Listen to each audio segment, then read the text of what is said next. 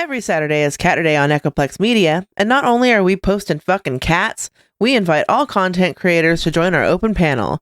Visit echoplexmedia.com/panel to learn how to join. Every third Saturday is Operation Catterday, where we cover this week and last year and play the best clips from the cast of conspiracy characters that Now Space has learned to loathe. The show starts at 8 p.m. Pacific at twitch.tv/echoplexmedia. Find our full schedule at echoplexmedia.com. The focus on ridicule.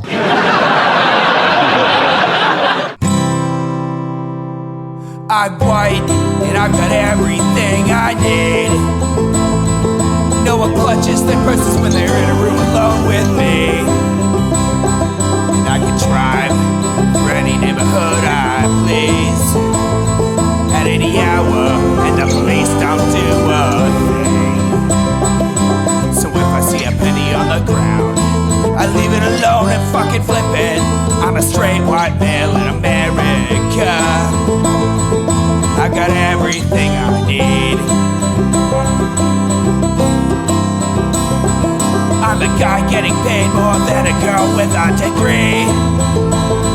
And I can walk down the streets after dark, no one wants to rape me. And I can get a girl pregnant and just as easily flee. Just like my straight white male dad did to me. So if I see a penny on the ground, I leave it alone and fucking flip it. I'm a straight white male in America. I've got all the luck I need.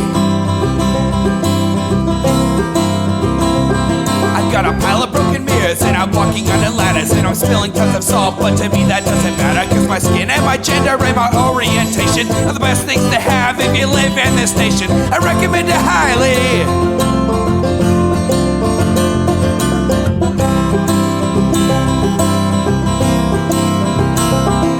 So if I see a penny on the ground, I leave it alone and fucking flip it. I'm a straight white male in America.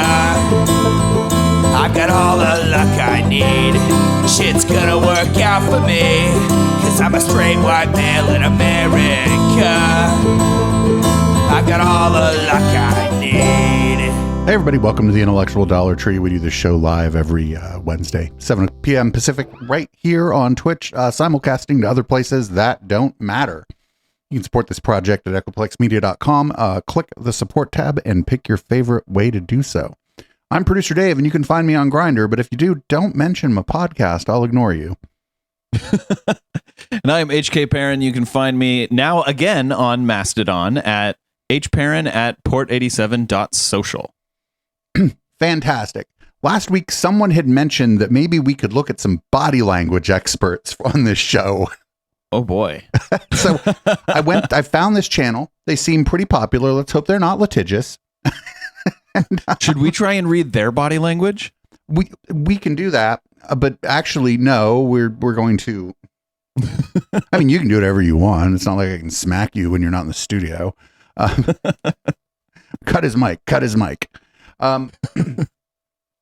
So yeah, I hope these people aren't litigious. And I looked through their channel and it was a bunch of fucking like celebrity gossip shit. And I was like, I really don't want to watch that. And then I saw this and I was like, ooh, David Grush, the guy who claims he saw like fucking extraterrestrial biological entities or whatever and tried to convince Congress of that shit. I'm like, that's the one. So we're going to go ahead and watch this one. The thumbnail on the video that we're looking at makes sense now.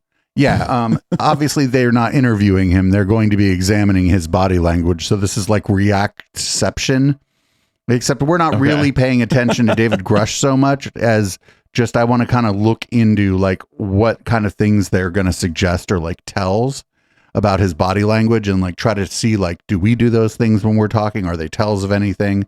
That kind of stuff. And I was hoping they had one on Eric Weinstein, but alas, they do not. So here it is. Here's some body language experts. We have spacecraft from another species. We do, yeah. How many? Quite a number.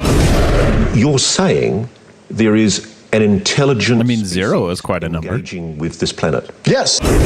Everybody watching this right now is looking at your face. Mm-hmm. They're going, is this guy for real? Today we're going to talk about David Grush. You've probably seen him in the news. Greg, tell us about the videos we're going to watch. Yeah, I think it's worth your time to go look up his background. He's worked at Geospatial, according to the people. Who's whistling? Yeah, it doesn't look like any of them are whistling. What's going on here? Is there someone else on their line?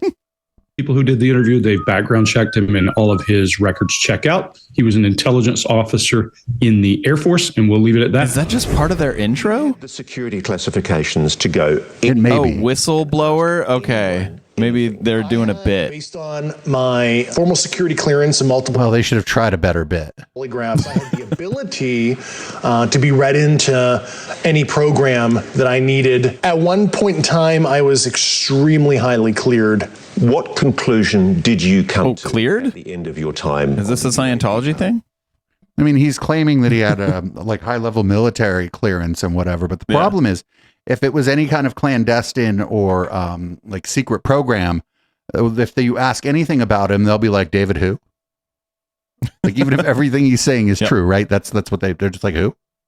Wrong number. That's the whole point of it, is that whether what he's saying is true or false, they will give you the same answer. Who? Yep. I don't know what you're talking about. Who do you think you called? There's nobody here by any name. Bye. Task Force.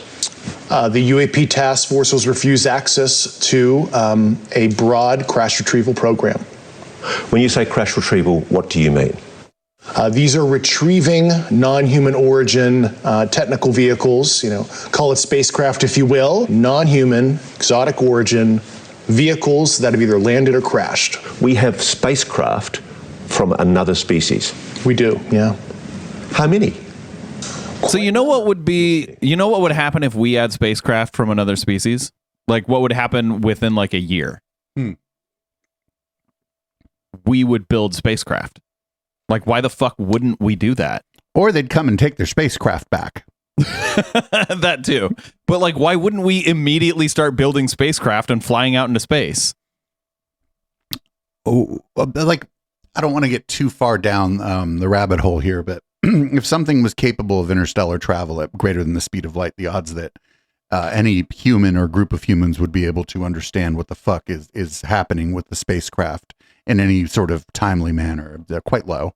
Eric Weinstein would have it all figured out, though. We could even use that one, the crashed one. I mean, I guess we got to figure out why it crashed first. Well, yeah. We could send Eric Weinstein up in it. Be like, Elon, you want to fly this crashed spaceship? We could send some flat earthers up in it. No. I thought it was totally nuts, and I thought at first I was being deceived. It was a ruse. People started confiding in me. They approached me. I have plenty of... Yeah, they're all, hey, this Grush guy will believe anything. Literally, like, try it. Just go tell him the wackiest, craziest shit, and he'll believe it. Right. Like, tell him that story I told you when you first joined about the aliens. Senior intelligence officers that came to me, many of which I knew almost my whole career. Yeah, it's amazing. It all started when they let him go on a snipe hunt with them. They named the program. I've never heard of it. And they told me, based on their oral testimony, and they provided me documents and other proof, that there was... Wait, how is a body language expert supposed to do anything with this? All you see is his head. I'm sure they'll talk about like his eyebrows and his facial muscles. What is News Nation? Is that a big thing? Someone in chat called it the land of misfit news anchors because everybody that like got fired from like CNN and fucking MSNBC is over there at News Nation now. Okay. So not really a thing. They do like some celebrity gossip stuff, and they were the first place this guy went. You are alleging that the US government has been concealing the existence on this planet of alien life. That's a line from the fucking X-Files host. Also, like, wouldn't other governments care about that? And also, like, why would the U.S. government be the one to like be able to keep everything? They only crash on the U.S. Somebody was asking about that actually. Why do the UFOs only show up in the northern hemisphere? Or is this a global conspiracy? Are all the governments in on it? NHI, like we would like to say in our language. Why do you say that? Why do you say NHI? I don't want to necessarily denote origin. I don't think we have all the data to say, oh, they're coming from a certain location. Space Sector 14. Somebody who studied physics. I mean, he's definitely saying that they're non-human origin. Isn't that like that? That is saying you're giving it a specific origin. So I would like to spend not as much time on this guy and what he's saying so much as I would like to spend most of the time talking about the body language experts. If we can do that. Oh shit, there's a UFO. Different physical dimension as described in quantum mechanics. We know there's extra dimensions due to high energy particle collisions, etc. And there's a theoretical framework to explain that. Yeah. Just let me cut to the quick though. You're saying there is an intelligent species engaging with this planet. Yes, that's potentially extraterrestrial. Yeah. I speak for everybody. Okay, so now he's saying potentially extraterrestrial. It was. I mean, there is a terrestrial species engaging with this planet. Like it's humans. It's us. Cockroaches. And I had a lot of sleepless nights. All right, Greg, what do you got? Yeah, so let's first start off by talking about a couple of things. He's going to talk a lot about clearance and that kind of thing. And clearances, if you've never been in the military, there are levels of clearance and then there's access. So once you get to the level of clearance, like top secret, then it becomes access. And there are programs past that, I'm sure. You'll hear him talk about things like Title 50 and Title 10. Those are different divisions and different kinds of intelligence. But the problem is, even if I and Chase both have the same clearance, but we don't have a need to know about the other guy's project, guess what? We don't get to know. That's when he talks about red on or red in. He's talking about being part of Greg would be like Chase who, and Chase would be like Greg who. Program where he gets to have access to that. Otherwise, you get things like Snowden and those kinds of things where they have all this knowledge they can take away and walk away. So compartmentalized information is important. So when he's talking about, I could be read on to anything, it doesn't mean he was. It means he could be. That's a different, very different thing. Let's also talk about what it takes to hide something.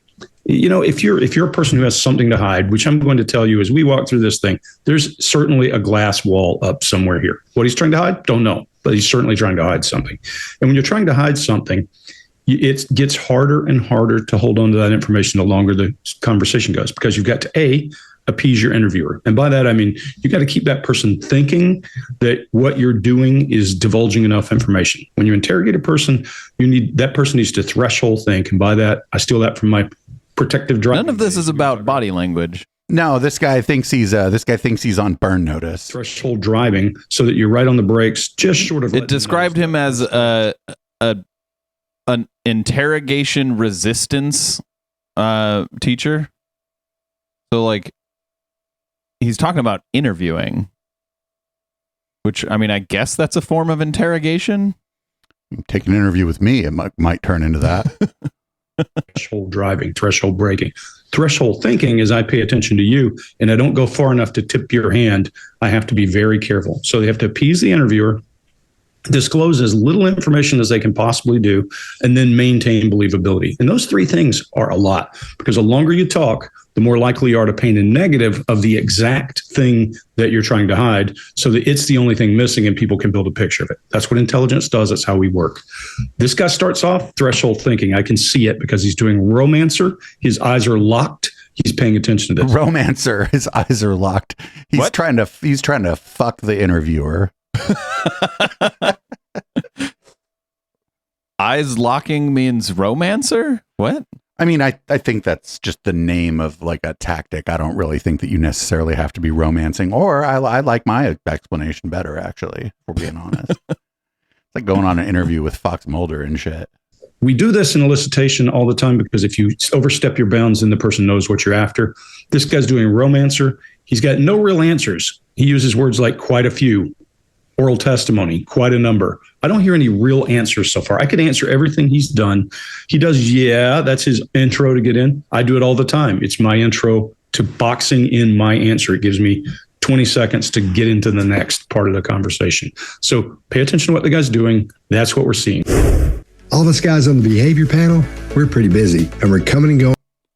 Oh boy, is this our first ad? Not too busy. Not. Oh, it looks like a school lunch. Use code. You must have not been in school for a while because school lunch looks much worse than that. 90% of anyone in the military has the ability to be read into any program that they need to operate in. And I'm talking. Of course, if you're in a Republican state, school lunch doesn't exist. Can we try to remain focused here? Okay. Thank you. The security clearance can say that same sentence and be truthful.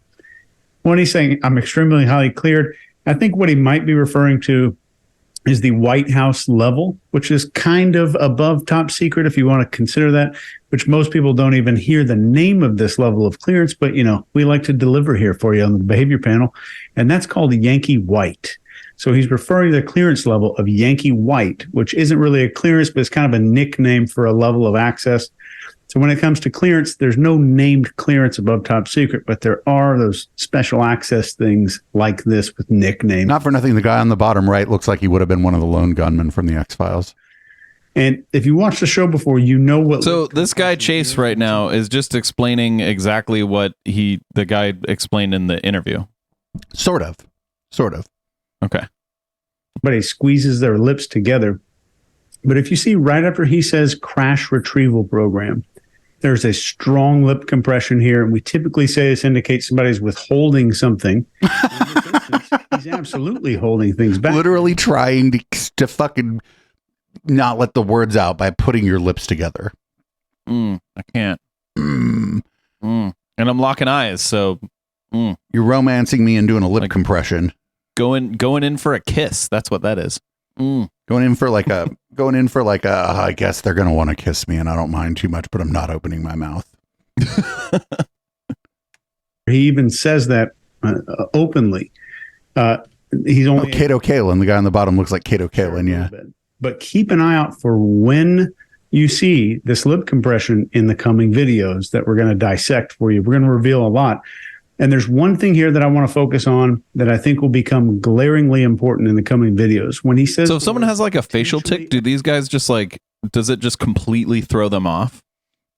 I imagine that these kinds of experts would notice that. Extraterrestrial. They are experts. There's the strongest point here of lip compression. He does not think, in my opinion, probably doesn't think that the beings are extraterrestrial. So lip compression being withholding. Wait, what? Is kind I mean, he said they could be. So like he didn't even say that they're extraterrestrial. And like pursing your lips is what they're talking about. It could mean anything. It could mean you're frustrated with the interview. It could mean you're thinking about something else that's pissing you off. Like it's usually like a sign of anger or frustration. Like, but I only know because fucking I do it. I do it on stream. Like when something on the fucking thing is pissing me off, you'll see me do that. It's not that I'm it's not that I don't believe in aliens or whatever the fuck this guy's saying. Baseline for him. Clearly you're holding something in. Yes. Is then followed by a head shake and a dramatic reduction in volume. And there's also a strong downward left eye accessing, which means like he's kind of talking to himself. We'll talk about this a little bit more later. And I'm about 100% sure what he specifically thinks these things are. I think I know what he thinks they are. And I'm going to show you in one of the videos coming up. But overall, this is probably mostly credible. He's got a strange baseline to begin with. And Scott, what do you got? All right. His delivery is really smooth, like it's rehearsed, like he's gone over this not 5 times. But he was in the fucking military intelligence. Yes, the first guy explained that to you. You dumb fuck. Yeah, like he knows how to talk to people that are interviewing him. Yeah. I don't doubt that this guy that they're talking about was in military intelligence. Like, yeah, he knows how to take an interview. But this guy Scott here is saying that must mean he's rehearsed this a bunch. I mean, you may. I don't know, News Nation, they may be the kind of place that sends you the questions ahead of time. And maybe he did rehearse. Somebody sends me the question ahead of time. I might not rehearse, but I might have some notes. 20 times. He's done this a whole lot. That's what it sounds like to me. He's really confident. His volume's good. He's got great eye contact. you're right, he's got an odd baseline because he moves so much, his head moves so much, and he uses his whole mouth when he says words and all, when he's talking, and it just looks weird. And it's that overconfidence that children have quite often that I see that. Now, at the same time, yo, fuck this guy. That's rude. In micro expressions, because his mouth movements and his eye movements and his eyebrows and his brow are flying around everywhere. And I think his eyebrows are flying around everywhere. He's saying, and you can see the anger in him, and you can see the fear in him, and you can see the confidence in him. You can see these things when you start narrowing them down, and which we'll go over a little bit later on when we get some really huge ones in here. He said, I had many officials approach me. It sounds like all of a sudden all these people started coming to him. And that's what that means, yeah. Why is everybody coming now you're a language expert. Guy. What's so special about this guy? He's supposed to be smart. Apparently he's a physicist or something. Knows all about nuclear. I mean, probably it's what we said. He's known as the office gullible guy. Right, he's the UFO guy. He's like they're like, hey, go see if you can convince this guy that he is actually a victim of MK Ultra. He's a pretty smart guy, apparently, because I think he got a scholarship or something in physics or chemistry or something. His illustrators are really low. They're in his lap, but they're really affirming. They're when they happen, they're right where they should be. They land right on the words like they should when he's making a point. They're not really like literally. That's how people talk. If they move their hands when they talk, it's just how people talk. Mm-hmm. He can get a little bit bigger later on. This guy needs some Italian friends. But so this guy Scott keeps moving back and forth towards and away from the camera, which, according to body language experts, means that he's lying. We know that's not true. I don't because he's rehearsed. Doesn't mean anything because body language experts are bullshit. I think he's actually said before out loud as he's done this. If he was, if somebody helped him rehearse this, so it looks really, really easy for him to do. When he says, "I don't want to denote the origin of where these things came," which he already did. He's already been talking about how they're from, they're from space or they're spaceships. Then he starts talking about these different dimensions, how he brings in all these things that all of a sudden make it possible to happen. It's not what we're used to hearing. We're used to hearing, oh, there's a UFO from outer space. They came to land and these guys got out, or these things got out. No, he's talking about other dimensions. Now, when you start doing that, these are these exercises that super smart people go through. If you think it's from Zarkon 9, you're a crazy person. But if you think it's from the 46th dimension, you're super smart because you know about the dimensions. Oh, man. Oh, these guys got to do one on Eric Weinstein. Oh, my God. I agree. They're going to be like, this is the smartest man on the planet. About, all the different dimensions. This could possibly be happening. There's a person just like you and another one, except they've got red hair. And then since you can think it up, there's one that's got, 4 arms, but everything else is the same with everybody. All these incredibly incredible dimensions. So I think he's used to those exercises that a lot of intelligent people get into, and they dive deep in, as some of them do, because it exercises their brain. They need something like that to think about outside the box to help them. That's not just intelligent people thinking about alternate dimensions. That's like everyone thinks about that. You don't have to be intelligent to think about that. Everybody, you don't have to be like a genius to wonder like what's out there that's unobservable to humanity or whatever. Yeah. That crosses everyone's mind. That is not an indication of anything except that you have thought about the world. Yeah. And been like, in fact, a lot of times you'll think about that when you're high in high school. When you first smoke a joint, that's pretty much what goes through your head. And then that's kind of all that goes through your head. We're only one of countless dimensions. And that's kind of all that goes through your head when you're high, all the way through college, actually. Yep. They're that buzz they want when they're being smart. I don't know how to say it, so I don't sound like I'm bad mouthing them. I'm not bad mouthing them at all. But, I will. I think that's what's happening here. I think I did when we watched that interview. I want to say right out of the gate, I'm not so sure about anything from space at this point. Mark, what do you? Yeah, I mean, well, that's why you're not so sure about beings from space is that you can't examine their body language. Obviously, Scott. They have different body language. It's fucking space body language. From that space is not where he's going to place these ideas. He's got some new places to place things. So the ET element of it is potential. He's going to just distract us from our usual models around this. Look, wow, got to be disappointing. Got to be really annoying to be so highly cleared, and yet nobody really tell you anything. And that's got to be, I don't know. Would you hold a grudge? He says he doesn't hold a grudge later on, but I think that's got to be pretty annoying. Somebody got this scholarship in physics, he's so highly cleared, and yet he's the kind of person who people won't really tell anything to. Or they'll tell just about anything to.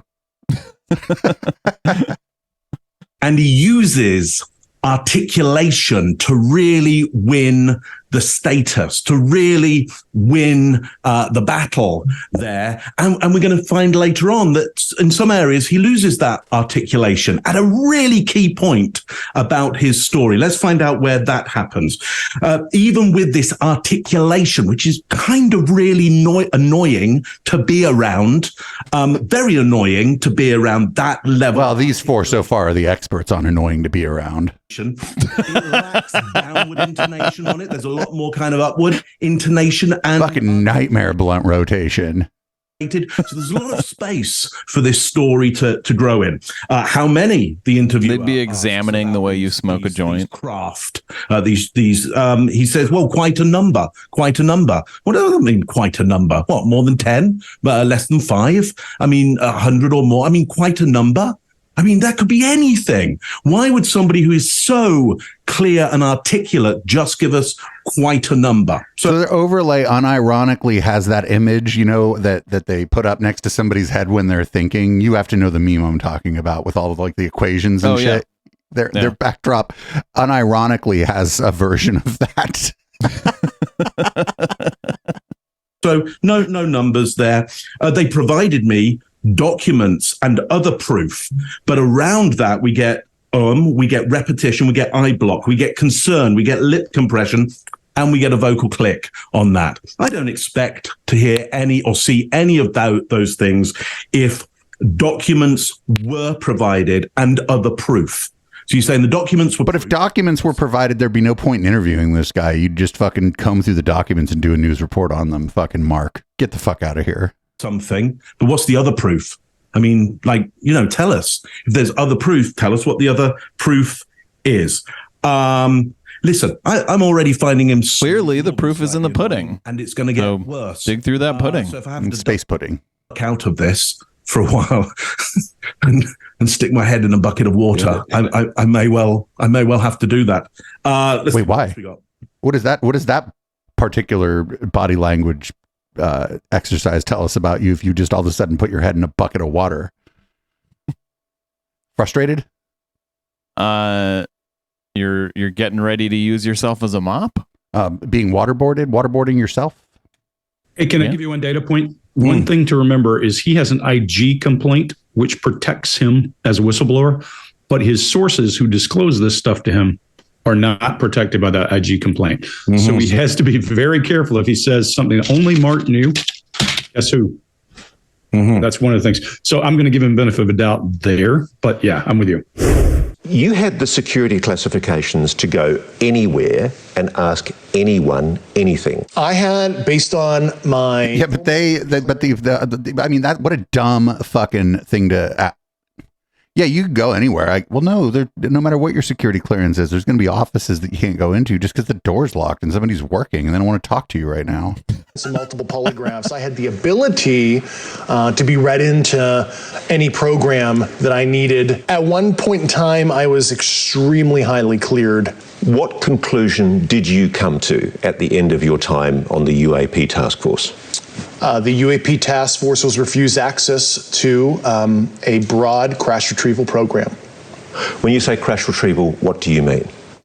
These are retrieving non-human origin technical vehicles, call it spacecraft if you will, non-human, exotic origin vehicles that have either landed or crashed. We have spacecraft. Okay, so now he's saying for sure, he's saying these are, manufactured vehicles that are not human manufactured. FYI, as chat just told us, this is the exact same clip we just watched. We do. You're supposed to go through and watch for him to purse his lips like that and be like, oh shit, he's holding back the truth about DJ Bob. Okay, so earlier in the clip, he says they're definitely alien, and then later he's like, well, they could be aliens. Dimension 47. Quite a number. You're kidding. No. I thought it was totally nuts, and I thought at first I was being deceived. It was a ruse. People started confiding in me. They approached me. I have plenty of current and former senior intelligence officers that came to me, many of which Maybe they did get MK Ultra, this guy. That confided in me. They were a part of a program. They named the program. I've never heard of it. And they told me, based on their oral testimony, and they provided me documents and other proof, that there was, in fact, a program that the UAP task force was not read into. You are alleging that the US government has been concealing the existence on this planet of alien life. I would couch it as non-human intelligence, NHI, like we would like to say in our language. Why do you say that? Why do you say NHI? I don't want to necessarily denote origin. I don't think we have all the data to say. Because it was the fucking dolphins. The dolphins built a boat, okay? I couch it as somebody who studied physics where maybe they're coming from a different physical dimension as described in quantum mechanics. We know there's extra dimensions due to high energy particle collisions, etc. And there's a theoretical framework to explain that. Yeah. We don't know there are extra dimensions, by the way. An intelligent and to decide from like theoretical stuff around that a fucking spacecraft or something that appears to be a spacecraft could just pop in from another dimension. Why would it even need to appear to be a spacecraft if it just popped in from another dimension? It could appear to be a blue kangaroo or something. Like, who the fuck knows? Just be a weird. Why not just go through yourself? Why do you need a craft at that point? Right. It could be a weird rock we've never seen, or species engaging with this planet. Yes, that's potentially extraterrestrial. Yeah. I speak for everybody sitting at home. That is a shock. It was to me, and I had a lot of sleepless nights. You're not being paid for this interview? No, I'm not. Why are you doing this? It's a sense of because News Nation doesn't have any money. Call me a Boy Scout or whatever. It just, when I saw the kind of wrongdoing I did, I don't want to be 60, 70 years old in the future and have that, coulda, shoulda, woulda. He's like, I got fired and I need to grift. Kind of feeling where I could have made a difference. I did not want to live a life. I don't know if it is a grift. I think he's just really gullible. To the human race, for the first time, an official intelligence representative at a high level from the US government is saying publicly, we are not alone. We're definitely not alone. Absolutely, the data points empirically that we're not alone, yeah. You've said that the United States has spacecraft, intact craft. We do. Do we have bodies? Do we have species of well, naturally, when you recover something that's either landed or crashed, sometimes you encounter dead pilots. And believe it or not, as fantastical as that sounds, it's true. Have you seen spacecraft? I've seen some interesting photos and I've read some very interesting reports. What do you got? No. It's a no. Yeah. So also when he asked him, like, are there bodies? Do we have bodies? He just goes, well, sometimes when things crash, there are bodies. And can you believe it? It's true. It's like, okay, well, that didn't answer the question. Some very interesting reports. All right, Chase, what do you got?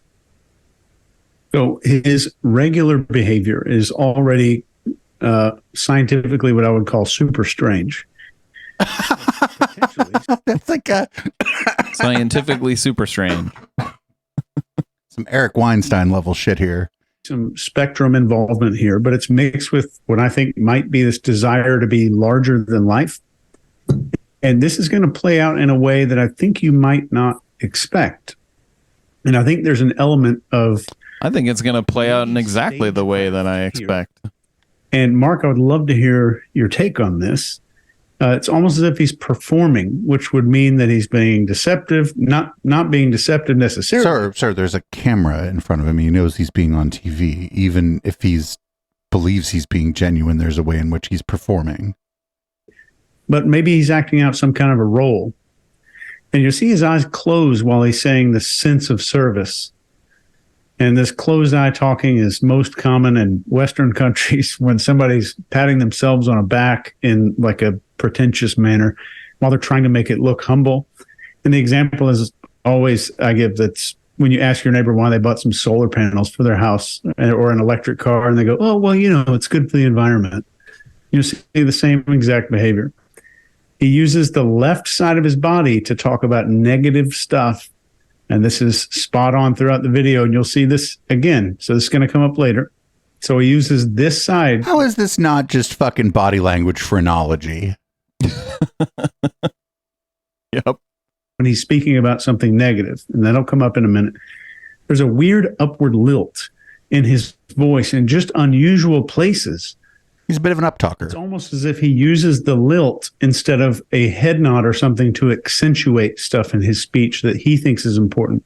I think this is a normal way of being for him, and I bet good money he was in theater and has a natural dramatic flair in his voice. We also heard him use these weird tone shifts when he's discussing information that we know. Bet good money he was in theater? We try to establish a I wouldn't. baseline. I can imagine him using the same tone in his kitchen, asking somebody if they want a cocktail or a glass of water or something. So you mean that's just how he talks? Yeah. He's like, oh, he also talks like this in casual conversation. Well, that leads me to believe that that's just one of the ways this guy talks.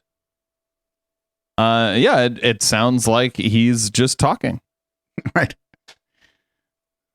But he admits the U.S. having intact craft and spacecraft, but the interviewer didn't specify the origin of that craft. NASA has spacecraft that are intact, as I'm aware. No, he definitely specified the origin of that craft. He said specifically non-human origin. Right. And the interviewer isn't there to specify anything. The interviewer is supposed to be there to ask questions to clarify for the audience, for the viewers. And when he's asked about the bodies, he's uncomfortable. And he uses a hypothetical scenario to escape the question instead of answering. And if you listen again, he could easily, in his mind, be speaking about recovering any crashed aircraft. So seeing interesting photos and reading interesting reports is not conclusive or even hinting at them being official. And if you're watching this video here with us, you have also seen interesting photos and interesting reports. If you spend I've never time seen on any Reddit interesting reading about photos. UFOs. Greg, what do you got? Yeah, first of all, Chase, do you have bodies in your closet? No.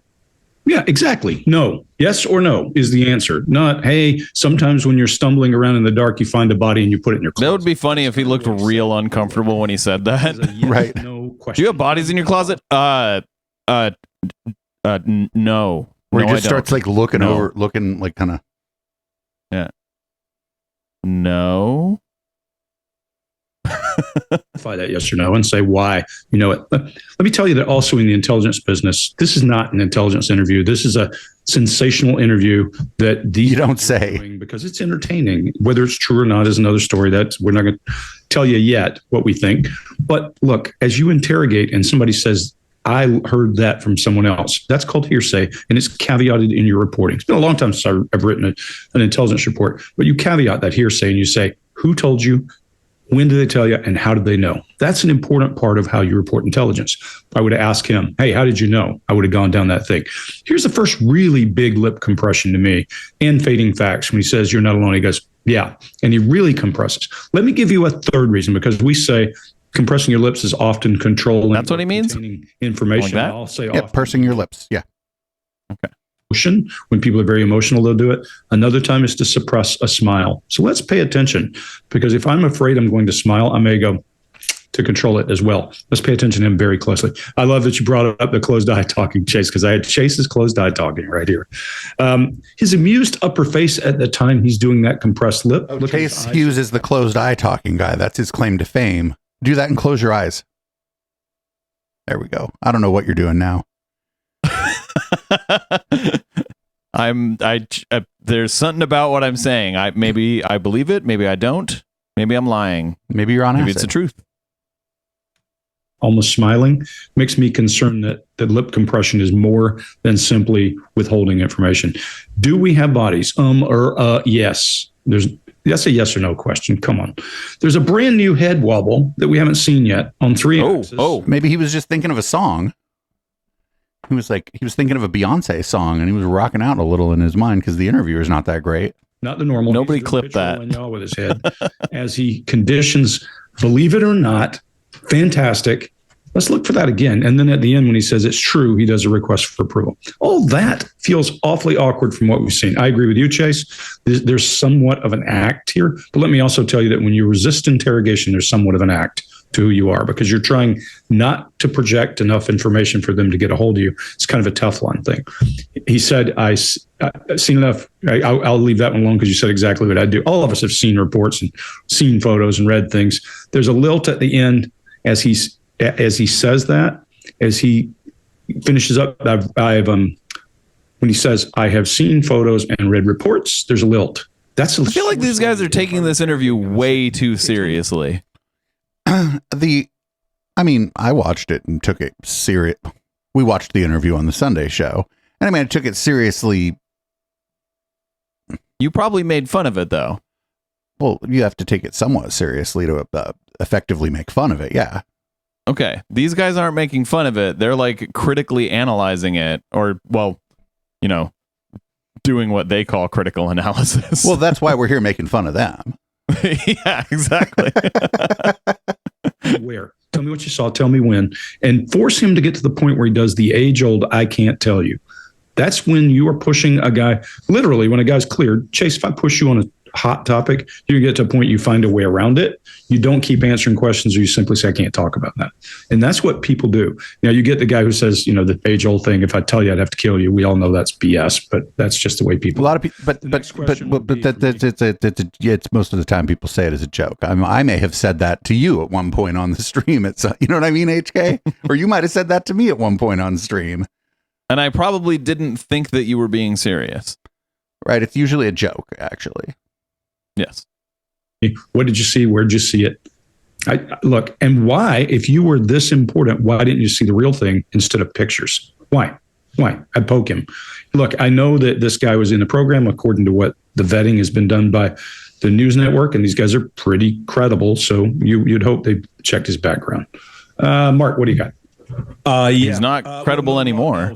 Other than to concur with what you said, because this one's a little bit of a simple one, isn't it? Yes, Chase, absolutely. We got the closed eye talking there. I had it as well. To the idea of that he's acting, there is an act going on. I think you're right. And I think that what I would call the mugging that we're seeing, which is the overemphasis in the face of certain There was a mugging? things. I think so. This guy's like, oh, he's being a little bombastic while he's talking about fucking space aliens. Well, yeah, I mean, yeah, sure. This is a little bit of a bombastic topic here, Mark. It's about him playing a role, and I think it's a moral role. I think it's virtue signaling. I think he's playing the role of I'm a moral hero in this situation. I think further on we'll find out who he believes is, or what he believes is immoral, and what he's on the crusade. I mean, that's just what a whistleblower feels about themselves, right? Like, I'm not saying like he actually is a whistleblower, but like a whistleblower is supposed to be like, oh, I'm blowing the whistle because I have the strong moral imperative that I must reveal this information, even though I'm not supposed to. Yeah, it's kind of built into the concept, right? Yeah, no one like blows the whistle because they're like, I was bored. against.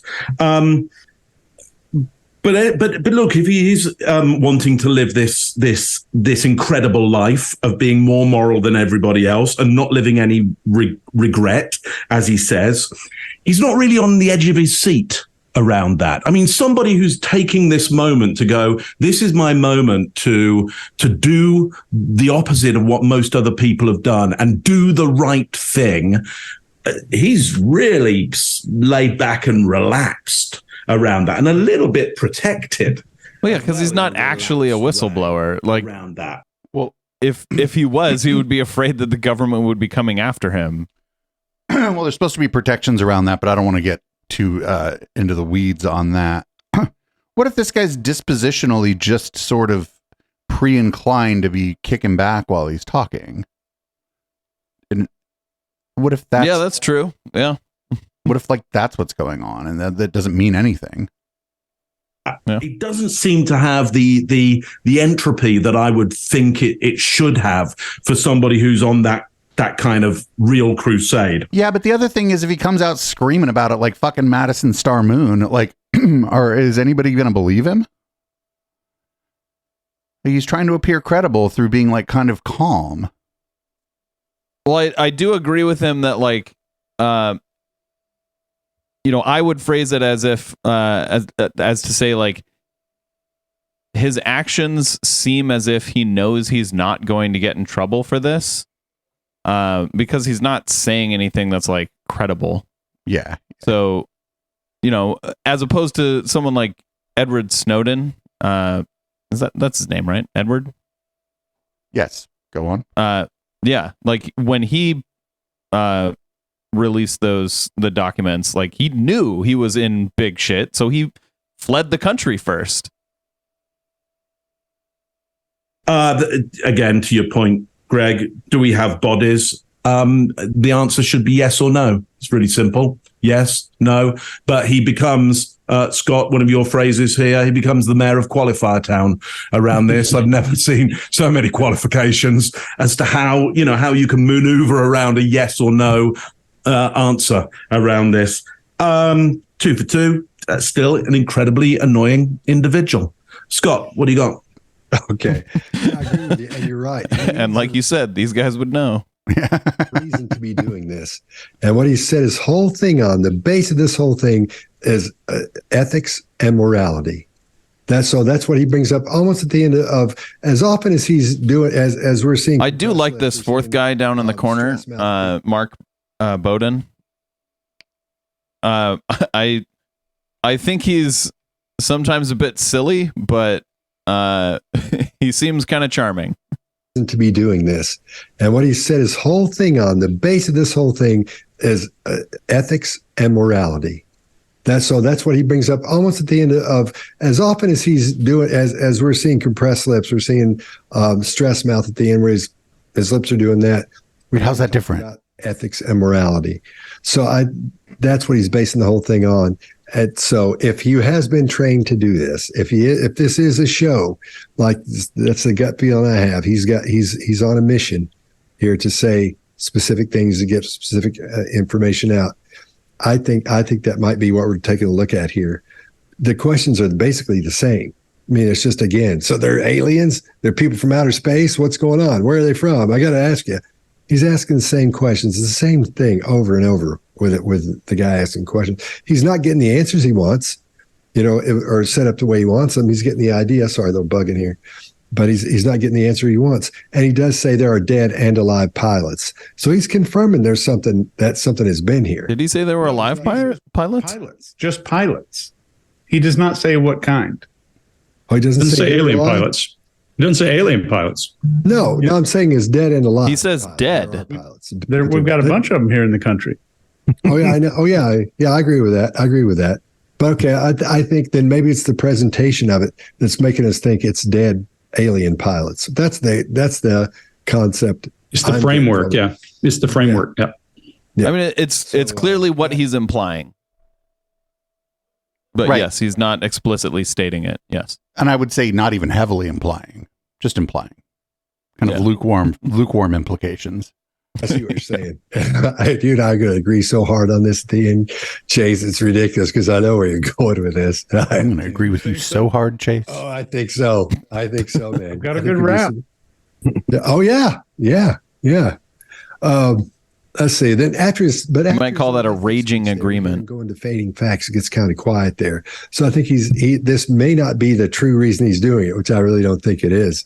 Which will go back to my wrap up at the end. I'll talk about that. Then again, he's asking about the existence of aliens, and he says we are not alone. So he's confirming that there's something. But he doesn't say they're from space. He says he's already said they're from this, most likely from this other dimension. And a little while we'll hear him contradict that. But I'll wait for that. Okay, we good? Yeah. All right. You're not being paid for this interview? No, I'm not. Why are you doing this? It's a sense of service, call me a Boy Scout or whatever. I think we'll go ahead and skip the replay part here, if that's okay with everybody. We already saw this. Here we go. Here's the next part. Let's deal with the issue of your credibility. Mm-hmm. Lack of. Should we believe you? You're just somebody coming out of nowhere, making claims that we really ultimately can't prove. Yeah.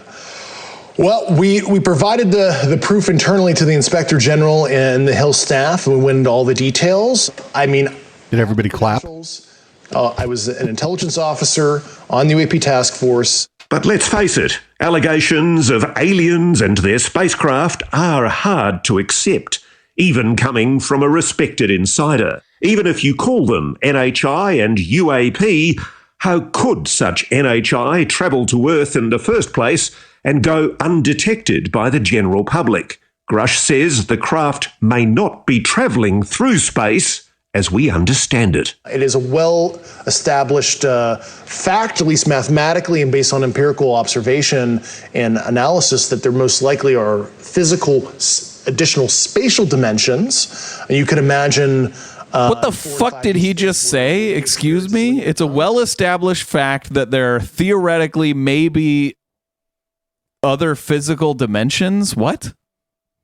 Claim ends up being a physical. How is it a well-established fact if you're saying maybe? If you were living there, you could translate across what we perceive as a linear flow. So there is a possibility that, and this is a theory here, I'm not saying this is 100% the case, but it could be that this is not necessarily extraterrestrial, and it's actually coming from a higher dimensional physical space that might be co-located,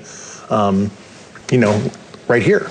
But if it's, never mind, I'm not even going to get into what higher dimensional physical space that's co-located here.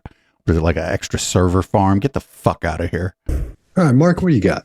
Yeah. Well, first of all, I love that intake of breath there. That's fully out of baseline as he goes into fudging the category of ET into NHI. I mean, again, there are so many reasons to know that this guy is full of shit without having to say like, oh, well, he breathed heavily before this sentence, so this sentence is clearly false. No, the content of the sentence is clearly false. You don't need a heavy breath. He's already pushing our categorization. He's a real postmodernist, this guy. Real postmodernist, this guy. Get the fuck out of here. So we won't have anything really to hold on to, our usual ideas, which is going to cause him to slip up in the end because he's going to go back to some usual physics idea. I get your point, Scott, that he's apparently studied a bit of physics. Probably could have studied more because pretty rudimentary the way he goes with it. And also, well, the thing about that is like actually a good communicator with a deep understanding of any field would try to explain it to a TV audience in a rudimentary way. So there's no, that would be how you communicate actually, so that people could understand it. That's a good science communication. I think that he's confusing that with what this person is saying is cuckoo birds. His own fudging of categories there. What I love and you know me, I love an Australian. I love an Australian interviewer. We're great fans of Liam, I think it is, on not Ian, Liam, on I think Channel 7, I think it is. Anyway, this guy's great as well. I loved it in the first video where he says, "You're kidding, you're kidding." He really calls it on that. He goes, "You're kidding. You're making this up, aren't you?" Well, he's got the look in this video of an adult that's watching an 8-year-old tell stories.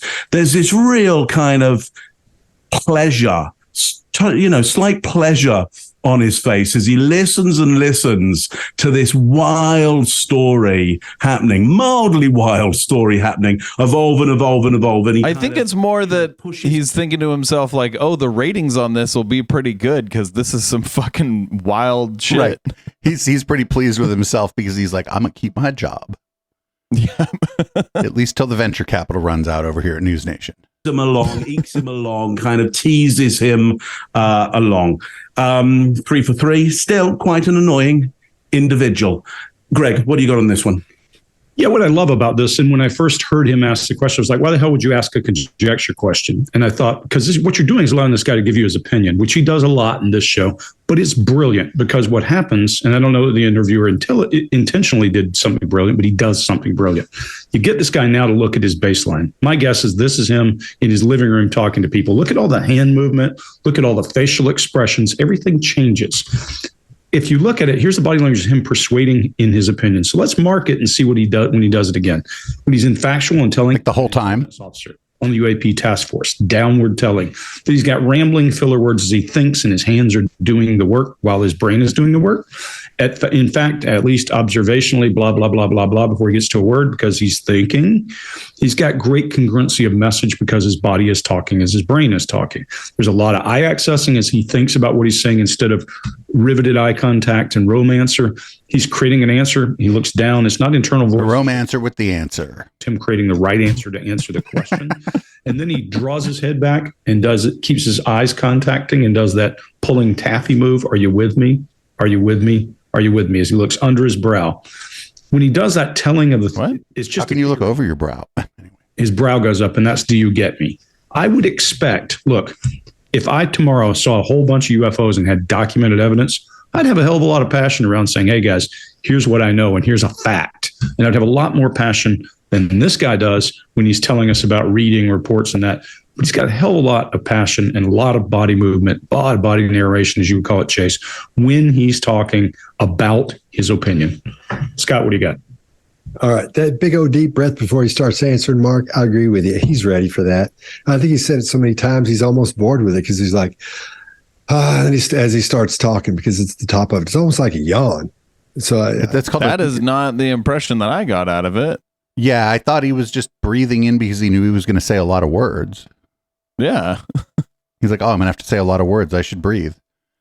But the other thing he described was a sigh. The thing it wasn't a yawn. I didn't see a sigh either. Now I'm the body language expert. I didn't see a sigh either. Or I didn't see a sigh, but the way he described it was a sigh, not a yawn, right? Yeah. I think that might bore him a little bit.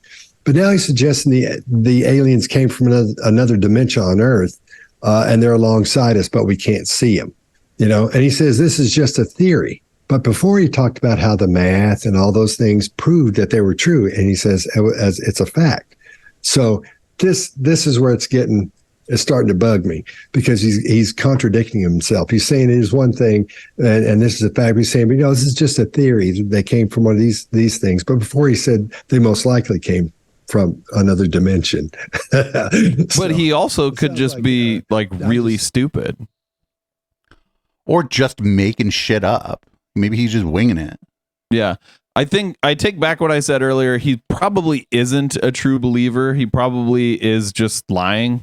I mean, it seems like he's just lying. Yeah,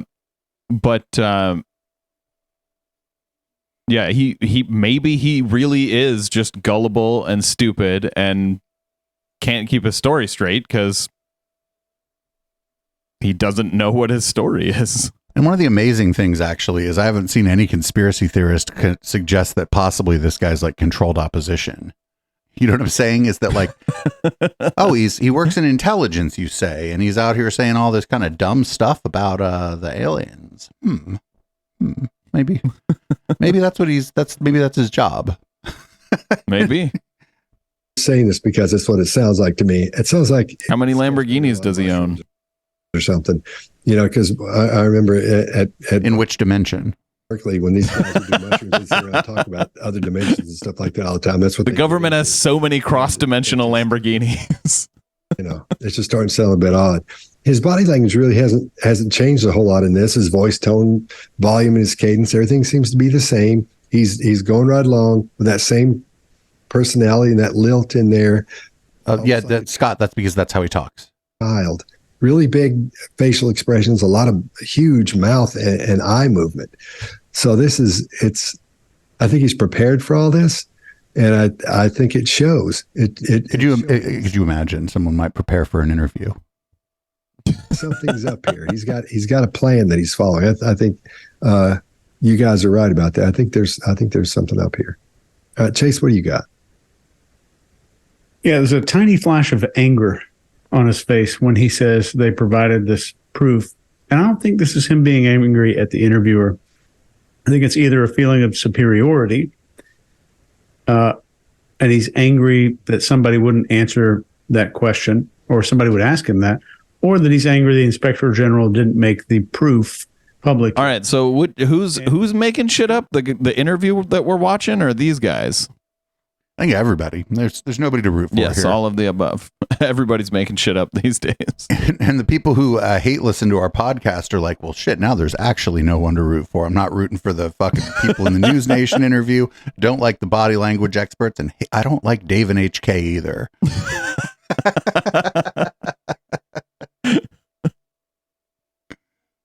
To kind of roll into this, what you were talking about, as he's describing this, there are a few hallmarks that indicate this is what he truly believes, and he doesn't want to publicly say it.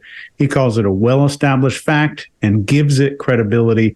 His confidence spikes. His gestures are more animated. Sure, he calls it a well-established fact, but then he says maybe. Right. And when he's talking about 4 and 5 dimensional space, his eyes move to the lower right. And we typically look down. I mean, that's where the 5th dimension is down into the right, dude. Yep, there it is, right there. I can see it. Emotional, something we're right really there. passionate about. And this is a theory. I'm not saying this is 100% true. I think that's what he said, or 100% the case. And this shows us he likely believes it is the most likely case. And he's gesturing to his right side to talk about all of this. This is where he uses positive gestures. Over here, he's using his right side. So to sum this up, I'm going to give you a quote from Interstellar, where they are in this 4-dimensional tesseract. And there's this robot named TARS, I think, in the movie with Matthew McConaughey in this black hole. And the robot says to Matthew McConaughey, he says, humans couldn't build this. And McConaughey replies, not yet. I believe David thinks these are humans, but not from here. And if in fact he believes this at all, like the fucking Pleiadians. More of it in just a second. Is this like so now he's positing what this interview guy is like truly thinking? He's divining the guy's true thoughts. Is that what's happening here? I think so. This is like layers and layers of bullshit on top of something that was already layers and layers of bullshit. And then, like I said, for people who don't like our show, now we're on the 3rd set of layers of bullshit because you and me don't know what the fuck we're talking about either. Now we're like a tiered bullshit cake. It's like a bean dip. A 7-layer bullshit dip. We're not. One of those tape replays. Let's deal with the issue of your credibility. Let's deal with skipping the replay. You're coming based on, right here. What can you tell me about these craft, these technologies? Why do you know it's exotic? Based on the very specific properties that I was briefed on. Pop-up headlights, a V12 engine. Isotopic ratios. I think these craft are macaroni and cheese. For it to be store brand at those levels, but also just extremely strange, heavy atomic metal, high up in the periodic table arrangements that we don't understand, what the emergent properties are, but there's just a very strange mix of elements. So you're absolutely sure that the materials that these craft are made of... So they're made out of a strange mix of elements that we don't understand the properties of, that are metal. that are high on the periodic table. Okay, so melt them? Are clearly not of this earth. Yeah, they're sophisticatedly engineered, certainly not by humans. And while Grush says the US has gleaned some insight from these materials for military use, so much more could be done if academia and the private sector had access. It's They said the private sector, and then they showed a fucking public train.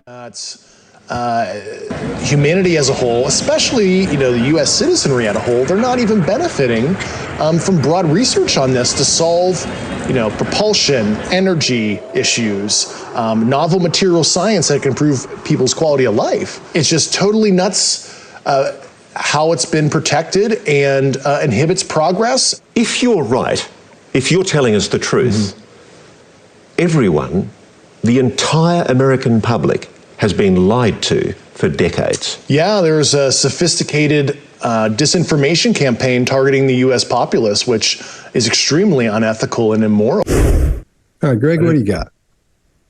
So he starts to bump into giving away some intelligence. The minute you start talking about facts about what is in a program, like, for example, kinds of metals, that kind of stuff, you're now disclosing intelligence, because that stuff, if nobody else knows, it's intelligence. But he's not going into These are made out of metal is not high level intelligence, Greg. He's not talking metal you can't even understand. He's just using But words. it's also on the periodic table. He's not using, but it's really high up there. He's using language, a lot of language. Does he mean high number or just like in the top right? Meaning and no content. So as you listen to him, listen for language without content. These words he's using, like isotopic ratios. Okay, what were they? You're going to bring it up. What were they? Give me some numbers. Tell me what that is. Then he says, also, like, there's a reason we don't use metals that are super high on the periodic table, like high number, atomic number. And it's because they're radioactive. That may be what he was trying to imply or say. Maybe. High numbers on the periodic table. Even Bob Lazar gave us a number. Come on, man. We can make that up. It's 269, whatever number you want to make up. But like, we can make a spaceship out of plutonium. It's just a really bad idea. If he's a physicist, he would probably know that number and would remember it. I'm questioning anytime I hear somebody bump up against something and they're using the language of but no content. It makes me uncomfortable, because guess who uses that? Disinformation campaigns use that, because what? Yep. Now I'm with it. I think that the highest probability is the dude's a crackpot. A low probability, but still not impossible, is that the dude is actually still an intelligence operative. Controlled opposition. Yeah.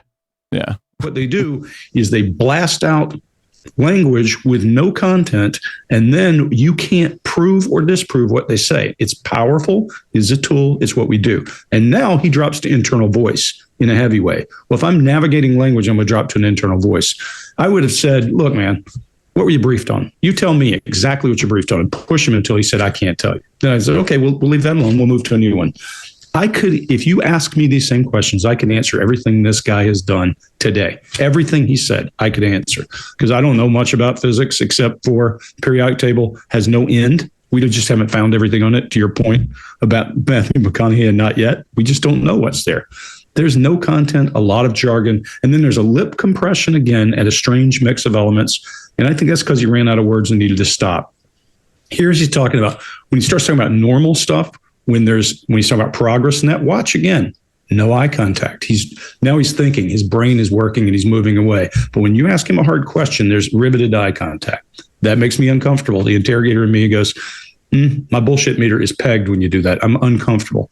Then his head goes back, and he's got an RFA, a request for approval, as his brow goes up as he says the word disinformation campaign, and a little distaste in his mouth. You got my attention. Chase, what do you got? You guys took all the good stuff. Only one of them spoke, Chase. Interstellar thing earlier, if you're watching, it just happens to be my favorite movie of all time. And I think that's what he was describing. But maybe you should do a movie podcast. It's certainly not by humans. There's lip compression, and it's different than his normal lip compression because these muscles right here, the sternocleidomastoid muscles, and there's pre-swallow movement. Right before the camera cuts, you can see that. I think he I have fucking 9 jokes about the pre-swallow movement, and I'm not going to tell any of them. Agrees with the statement. And whether it's your statement or somebody else's, you can use this technique anywhere when you start seeing things like that, especially the lip compression. And then he says there's a strange mix of elements. He's showing more disagreement on his face here than at any other time in the interview, as far as I could see. There's lip compression. The fuck does he mean by that? Showing more disagreement? So, like, what? He's lying? I mean, the only way I know, like, to show disagreement is like when you roll your eyes at somebody. You're like, whatever. Like, yeah. If you're like saying, if you're bullshitting someone and rolling your eyes at yourself, maybe. But like that's sarcasm. Starting to creep in there. Then the head goes backward, like this head withdrawal. Greg, I think you were talking about that. And there's finally emotional accessing, some down right movement, and his baseline is to move down left. And he's either holding something huge back here, which might be the case, or he disagrees with this pretty strongly, which it tends to look more like from my experience.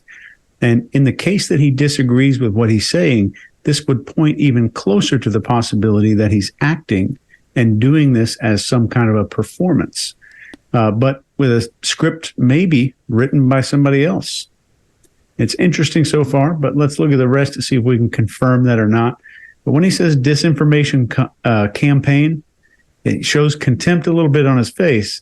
But one huge thing here is the use of the word sophisticated to describe the disinformation campaign. It's the identical word he used to describe these awesome spacecraft, which he holds in such high regards as to. Not really. He said sophisticatedly manufactured. Word. This is. But also, the word sophisticated is a useful word. So I don't. You could describe many things as that. To be fair, like your beanie is sophisticated if you don't know how to make it. Well, thank you. Common. When I didn't make it myself. Something they do not use the same words to describe something they don't like. Almost. I believe it was also made by a machine. This is a big deal. That that sophisticated machine being used for disinformation campaign is pretty strange here, and we might see some more of that coming up. Scott. All right, great. Now let's talk about that because that contempt comes between sophisticated and misinformation campaign.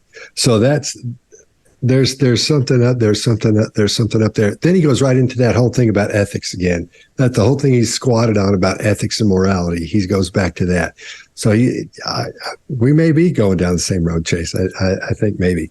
So again, all this is hearsay. He's not showing it. He hasn't really seen much. He hasn't seen anything. He hasn't said, well, I saw this or I saw that. He says he saw some videos, but he's not seeing any of these, whatever it is, these non-human beings. He hasn't seen anything. All these people have just come and talked to him about it out of nowhere, just started telling him about it. Then he goes back into that, when he goes back into that high-end talk about physics and all that stuff, he's just making it so it's okay. That is a jumbling thing where it sort of mixes stuff up. The term coined on my show by Alex Mandela of the Q Origins Project, that's called academic window dressing. Then he comes back out, so you will trust what he's saying and believe he's smarter than you, but you just got to trust him on this. I know what that looks like. I see that all the time. Because someone who thinks they're really smart and they try to throw in all this jargon, like the same thing you were saying earlier, Greg, all this stuff going on, but it really doesn't mean much. And like Eric Weinstein. Mark, there's not a lot of depth to it, but it sounds like a whole lot's going on there. You know, if you were going to be trying to get something across to the masses, you could do that and be okay, because There are a whole lot of people out there that aren't the smartest people in the whole wide world, and then there's that bunch of people up here who are pretty smart, but there's more that aren't than that are. So when it comes to accepting information as a whole, but I think in this case, I wouldn't use smart. I'd use knowledgeable about the subject matter versus smart, right? Yeah. You can be, I think the smartest people I've ever met are just like, I don't really know a whole lot about a whole lot because I don't know a whole lot about everything. as an entire group, it's more likely to be accepted since there are more people that would accept it in that group than wouldn't accept it. I'm trying not to give away my ending. And we're still seeing a lot of micro expressions of fear and anxiety. So this is getting as horrifically boring. Unlike this guy who's Botoxed his face to the point where he has no micro expressions. It's really interesting and fascinating as far as facial expressions go, if you're into micro expressions. Mark, what do you got? Okay, what is a micro expression? I mean, it's self-explanatory, HK. It's where you smile real quick. Okay, but if I went like this, is that a microaggression? Expression. I don't know, HK. I don't really want micro expression. Man, you know what people are really going to enjoy? A muscle right here. Does that that could have been what do you call it? I didn't mean to do that. Like chat said, it's less than a super expression or a mega expression. It sounds like that could be something someone doesn't mean to do. You know what I mean? Mark, what do you got? Yeah, this is so annoying. What part, Mark? Yeah, I agree. All parts of this are so annoying. Correct, Mark. He's like, this is so, but then he turns off his camera and leaves. That's the power move here. Oh my God, yes. Best ending. So here's my gut instinct on this, because I'd sit day after day in a lot of rooms with analysts or on video with analysts. I listen to a lot of analysts. And the moment you get somebody like this in the room is the moment where you send a message and you go, get this one out. This is literally a waste of our space-time continuum. So it's, just an utter waste of time from moment one. Call him a wanker. Told, he said, utter hearsay. From moment one, he's just gone, hearsay. All right, get him out the room. No point in this. 0 point in this. Get him out the room. He's expending so much energy on concern, on lip compression, on eye blocks, on, I was with him here for a little bit, but now he's lost me. Yeah, I was with him when he said this is so annoying. Yep. And then to your point, Chase, tightening out the mouth into a full Wallace and Gromit fear. And I'm not sure it's because exactly that, Chase. I think those are mugged expressions. I think those are acted expressions, and could be due to neurotype. Could be because I think there could be something there in his neurology that means he maybe doesn't know the feelings but has seen them and wants to display them, or could be just a simple act of I need to put a lot of energy into this to show people just how complex and concerning and incredible, and believe it or not, this is. Well, no, but I don't even if I wanted to believe it, I can't listen to you as an analyst. There is nothing that you're doing right now that would make me give up my time to watch anymore. So I totally understand. If that is his demeanor, how he could be given clearances and nobody want to talk to him. Nobody want to go, oh, you got the clearance, and let's open up the door. Let's let you behind the real door. I wouldn't let him through my front door. What a total pedant. Wait a minute. Waste of time he is. Anyway, that's just my opinion. All right. Well, I don't want to go through another round of this because we're getting up to about the length that the podcast usually is here. So, we'll have to. What did we learn today? Well, we'll have to decide if we're going to watch more of this during the post game. I'm leaning toward no, but we could maybe watch a little more of this during the post game.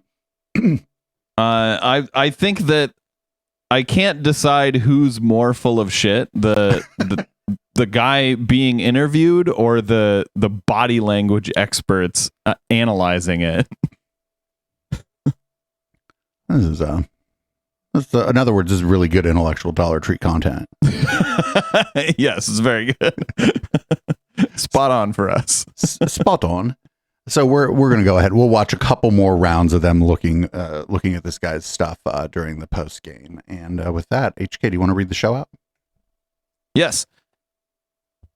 Thank you for watching Intellectual Dollar Tree. We do this show every Wednesday night at 7 p.m. Pacific on twitch.tv/Echoplex. Echoplex Media. EchoplexMedia.com. You can check out all our other shows. We have a couple shows on YouTube, a lot of shows on Twitch. We have a bunch of podcasts. You can buy our merch at eplex.store, and you can support us on patreon.com/Echoplex. That's the one without the media. We'll see the live viewers on the other side of the song for our post-game red light. For everyone else, this is Boomers by Periscope. Have a good night.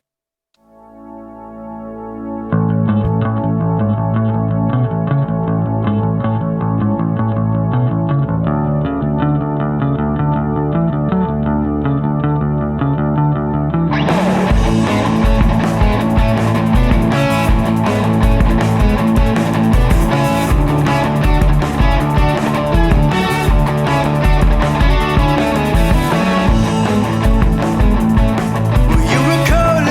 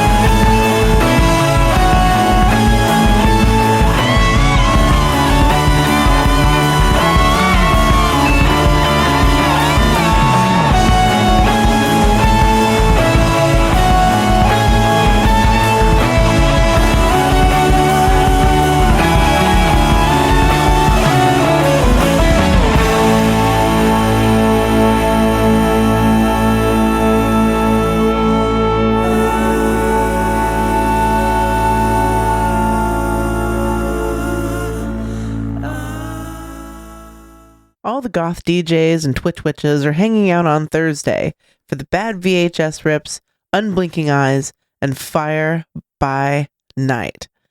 Thetans and Satans comes from an interest in the cult of Scientology, moral panics, Satanism, and how they set the tone for the extremist social media panics of today. We really earn our Weird Left Twitch badge with this show, watching the world go red light in reverse every Thursday at 9 p.m. Pacific on twitch.tv/echoplexmedia. Find our full schedule at echoplexmedia.com.